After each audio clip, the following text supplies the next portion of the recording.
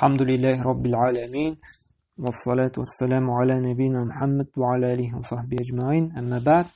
Бүгінгі дәрісімізде біз кімдерге ураза тұтырға тиішлі, шулар турында сөйләшеп китербез инде. Әгәр дә шушы шартлар үтәлә икән, безгә ураза тоту инде бурычы йөкләнә инде. Без ураза тотырга тиешле булабыз, фарыз була. Әгәр дә шушы шартларның кайберләре үтәлмәй икән, безнең өстән инде ураза тоту инде өстебездән төшә.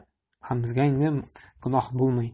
Иң беренче инде шарт булып тора. Бу барлык ибадәтләргә дә кагыла инде, ураза гына түгел. Ул кешенең мусульман булуы, ислам динендә булуы. Бары тик мусульман кешесенә генә ураза тоту инде фарыз булып тора. Аллаһка иман китергән, кыямәт көне хаклагына иман кешегә генә ураза тоту инде фарыз булып тора. Чөнки Аллаһ Тәгалә әйтә: "Я юхаллазина аману кутиба алейкумус сияму кама кутиба алаллазина мин кабликум лааллакум таттакун". Эй иман китерүче бәндәләр ди. Аллаһ Тәгалә әйтә, нәрсә ди?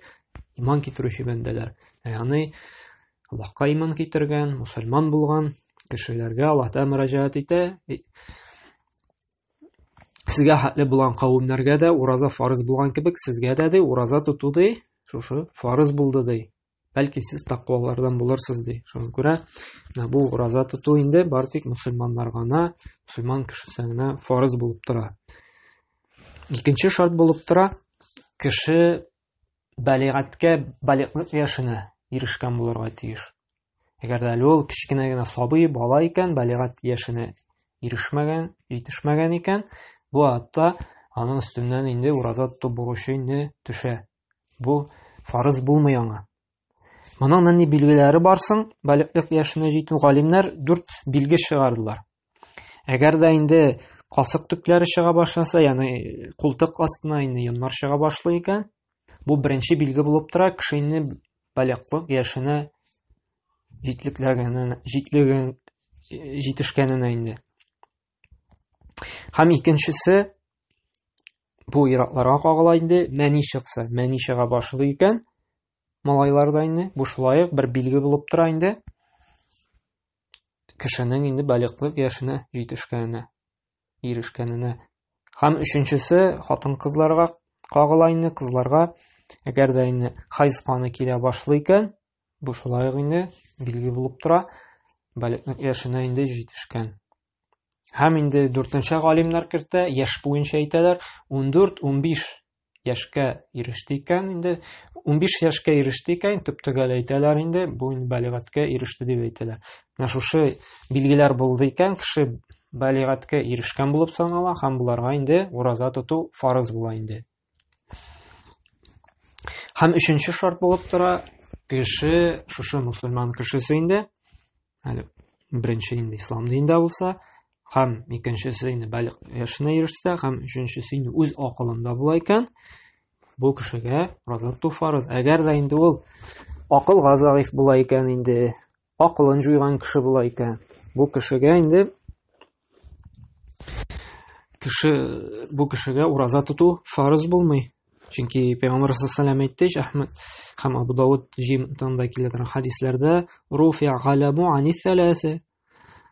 3 кешедән ди каләм күтәрелгән ди. Ягъни буларның гынаһ эшлитерән каләмнәре ди язмый ди, дәфтәрләренә язылмый ди инде. Беренчесе инде ва закара сагир хәтта якбур ди вал маҗнун хәтта юфиq ди. Беренчесе кичкенә сабый ди, шушы балигатькә ирешкәнчә ди, һәм инде мәҗнун ди.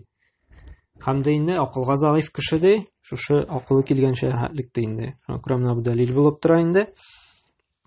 Әгәр дә кеше үз акылында түгел икән, моңа инде ураза тоту фарыз түгел. 4нче шарт өстәлә, шушы шартлар үтәлде икән, без ислам динендә икән кеше инде, балигаткә ирешкән икән, үз акылында икән, 4нче шарт нәрсә булырга тиеш? Ул яшәү урынында булырга тиеш. Ягъни сәфәрдә түгел. Әгәр дә сәфәргә чыгып китә икән, бу кешегә инде ифтар кылырга, ураза тотмаска рөхсәт ителә. Әле сәфәр турында инде кайваратта рөхсәт ителә, кайваратта тотсам була, аның турында аерым бер дәрес алырбыз. Әмма ләкин сәфәргә чыккан кеше инде аңа рөхсәт ителә ураза тотмаска. Чөнки Бакара сүрәсенең 84-нче аятында әйтә: "Фәмән кана минкум маридан ау ала сафарин фаиддатун мин аямин ухар". Әгәр берәрегез инде авырса яки сәфәрдә булса ди, аның калган көннәре күләмендә ди каза кылып уразасын тотып бетерергә тиеш ди. Бу инде дәлил булып тора, әгәр дә сәфәрдә авырту булса инде рөхсәт ителә ураза тотмаска, ләкин шушы калган көннәре хисабына аннан соң инде ул каза кылырга тиеш инде. Шуңа күрә без яшәү урыныбызда, төп йортыбызда булабыз икән, һәр вакытта яшәгәнчә инде безгә инде шулай ук ураза фарызлыгы өстебездә бурыч булып тора инде. Һәм 5нче шарт бу хатын-кызларга кагыла инде. Ул хайз кануннан чиста булу, ягъни хайз һәм нифас кануннан инде. Әгәр дә хатын-кызга инде хайз һәм нифас кануны килә икән, бу вакытта аларга ураза тоту фарызлыгы өстләреннән төшә. Һәм төшү генә түгел, менә мондый хәлдә хайз канунында, нифас канунында инде аларга ураза тоту харам булып тора. Галимнәр әйтә, савап түгел, киресенчә гөнаһ эшләячәк ди. Әгәр дә кеше инде менә бит тоталам бит кан килсә килер, бәре тоталам бит әле дип тота икән, аңа савап булмый, киресенчә гөнаһ языла. Шуңа күрә инде катгый тыелу белән хатын-кызларга мондый вакытларында инде ураза тоту катгый тыела. Чөнки Пәйгамбер саллаллаху алейхи ва саллям әйтте, Бухари җыентыгында килә торган сахих хадисендә: "Алейса иза хабад лам тусалли ва лам тасум". Сезгә ди шушы хайт вакытында ди намаз укуда һәм инде ураза тотуда ди тыелган булып тора ди. Шуңа күрә инде шушы каннардан арынса чиста булсалар гына бурыч булып тора, фарыз булып тора ураза тоту инде. Һәм 6нчы шарт булып тора инде ул кеше шушы ураза тотырга инде кудрәтле булдыра алучы кеше җиткән кеше булырга тиеш. Ягъни сәламәт тәндә булырга тиеш. Әгәр дә кеше авырту була икән, бу вакытта шулай аның өстендә инде бурычлык төшә. Әмма ләкин монда бер нәрсәне карарга кирәк. Бу авырту ике төрлегә бүленә. Вакытлыча гына авырту, мәсәлән, кеше бит инде авыртып ала, теше сызлап алганда яки егыладанда, аягын авырттырганда, яки инде кулын авырттырганда, яки инде температурасы күтәрелеп әз генә инде салкын тиеп ала. Вакытлыча гына авырту. Һәм менә бу шулай ук бүленә ике төргә. Бу вакытлыча авырту ул ике төргә бүленә. Беренчесендә инде әгәр дә кеше ураза тоту инде берни комачауламый икән, мәсәлән, егылды, аягы авырта, әмма ләкин ураза тотала, берни проблемасы юк. Бу вакытта мондый кешегә ураза тоту фарыз була.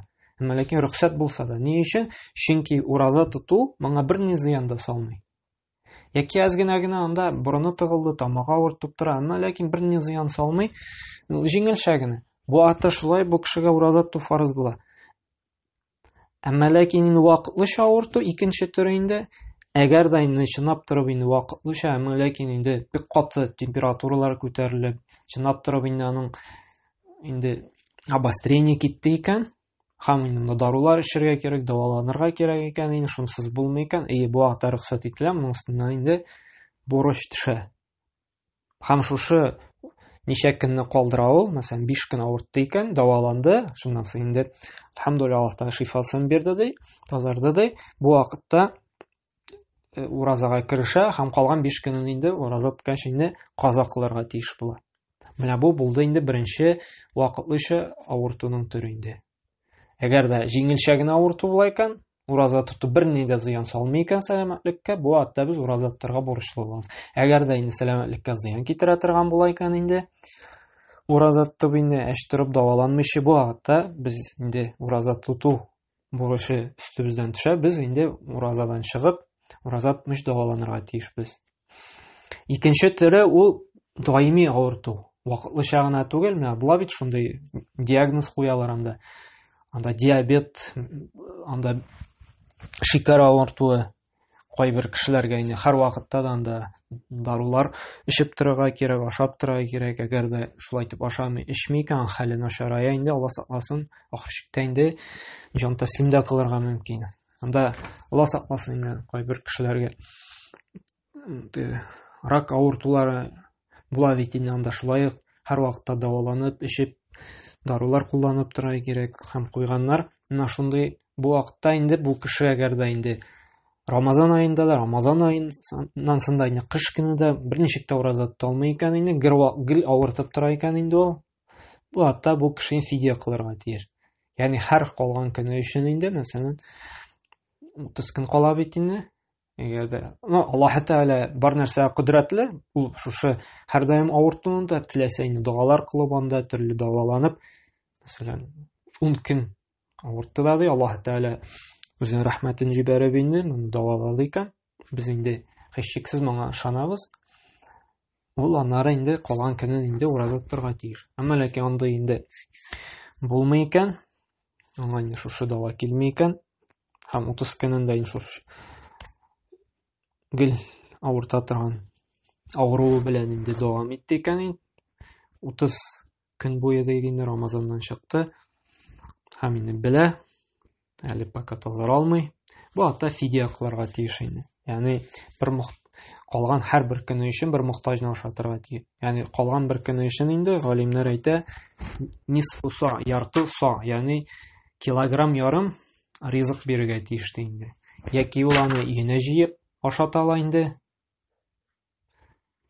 яки инде булай әзерләмичә генә ризык бирә анда, дөге анда, кара будайдыр, токмаштыр.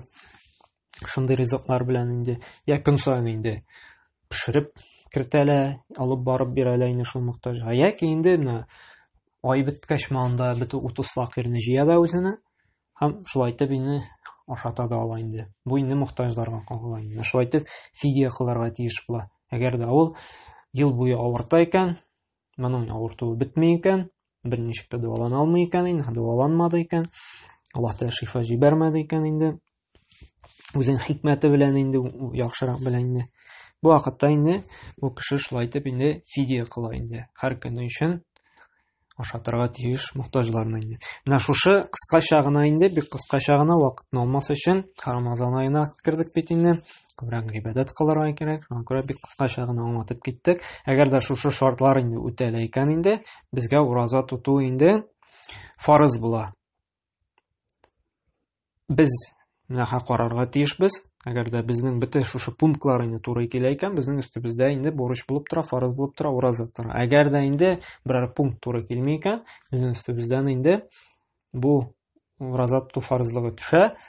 Без инде аннан соң я каза кылырга тиеш булабыз, я инде фидия бирергә тиеш булабыз инде. Монда һәр кеше инде үзе карый инде. Кыскача гына әйткәндә, беренче кеше мусульман булырга тиеш, икенчесе балиглык яшенә җитәргә тиеш, өченчесе үз акылында булырга тиеш, дүртенчесендә яшәү урынында булырга тиеш, бишенчесендә инде хатын-кызларга кагыла хайз һәм нифас каннарыннан чиста булырга тиеш, һәм алтынчысында инде аның инде кудрәте булдыра алучы кеше җиткән кеше булырга тиеш. Ягъни авыртмаган кеше булырга тиеш. Шушы шартлар үтәлә икән инде, бу вакытта инде безгә ураза тоту инде фарыз булып тора инде. Алла Субхану ва Тәгалә безгә тәүфыйк һидаят бирсен. Шушы шартларга инде туры китереп инде безнең инде кабул уразалар тотып чыгарга насыйп эйләсен. Һәм Аллаһ Тәгалә безнең барлык кылган гөнаһларыбызны, хаталарыбызны кичерсен, афу эйләсен инде. Һәм насыйп эйләсен аерым район ишекләреннән инде Җәннәтләргә кереп, шушы уразаларыбыз безгә шәфаәтче булсын. Субханакалла бихамдик, ва ашһаду ан ла илаһа илля ант, ва астагфирука ва атубу илейк.